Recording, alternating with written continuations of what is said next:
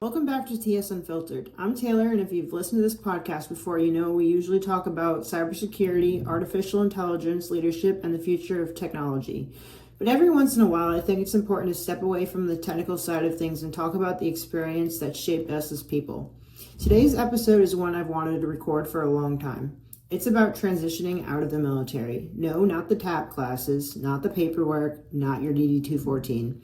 I'm talking about the emotional side of leaving the military, the part that nobody really prepares you for. I served in both the United States Marine Corps and Army until 2022, until I was medically retired after 10 years. Looking back, I can honestly say the military prepared me to lead people, make difficult decisions, work under pressure, and accomplish the mission. But it didn't prepare me for waking up one morning and realizing I wasn't wearing the uniform anymore. That transition itself was a lot harder than I expected. I think one of the hardest parts about leaving the military is that you lose more than a job. You lose an identity. For years, your life has structure. You know where you're supposed to be. You know who your team is. You know what success looks like. There's a sense of purpose built into every day. Then suddenly, it's just gone. Nobody salutes you. Nobody calls you by your rank. Nobody knows your story. And for a while, it almost feels like you have to figure out who you are all over again. That can be very uncomfortable. I know for me it was, at least. I realized I wasn't just transitioning careers, I was rebuilding my identity. One lesson I learned pretty quickly is that the civilian world doesn't operate like the military, and honestly, it really shouldn't. The leadership styles are different, communication is different, hiring is different, success is measured differently.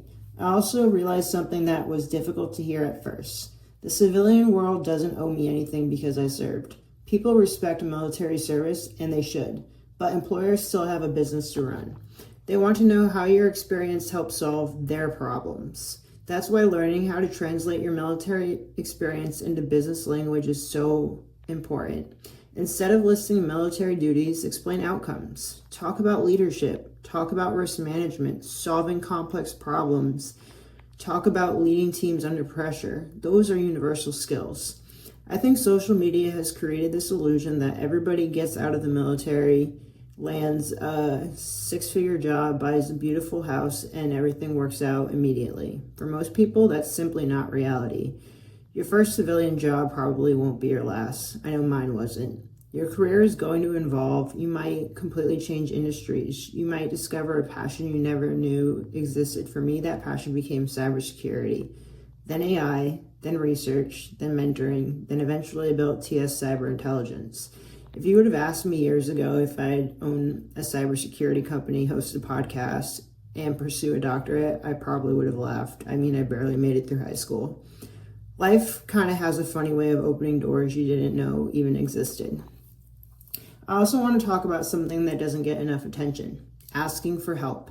The military teaches us to be resilient, to push through, to keep moving, and those are great qualities. But sometimes we carry that mindset too far. There were moments during my own transition where I struggled, moments where I questioned what came next, moments where I wasn't sure if I was on the right path, and here's what I've learned. There is absolutely nothing weak about asking for help. Talk to other veterans, find mentors, use your VA benefits, use your education benefits, use VRE, build a network before you desperately need one. No one succeeds completely on their own. If there's one piece of advice I'd give every single service member who's getting ready to transition, it's this: never stop investing in yourself. Use your GI Bill. Earn certs if they fit your career goals. Read books, listen to podcasts, take classes, meet people. The military gave you a foundation, and now it's your responsibility to keep building on it. The people who continue learning are usually the people who continue growing. I'll leave you with this. Your military service is something to be incredibly proud of, but it doesn't have to be the greatest thing you ever accomplished. It's just one chapter of your life, not your entire story. The uniform may come off, the mission may change, but your ability to lead, adapt, overcome adversity, and solve problems doesn't disappear. Those qualities stay with you for life. If you're transitioning right now, know this: it's okay if you don't have everything figured out. Most of us didn't. Take it one step at a time, keep learning, keep growing, and give yourself permission to build a new purpose. Thank you for joining me on another episode of TS Unfiltered. If this conversation resonated with you, I'd love to hear your story. Share it in the comments or send me a message. Your experience might be exactly what another veteran needs to hear. Until next time, stay resilient, stay curious, and I'll see you in the next episode of TS Unfiltered.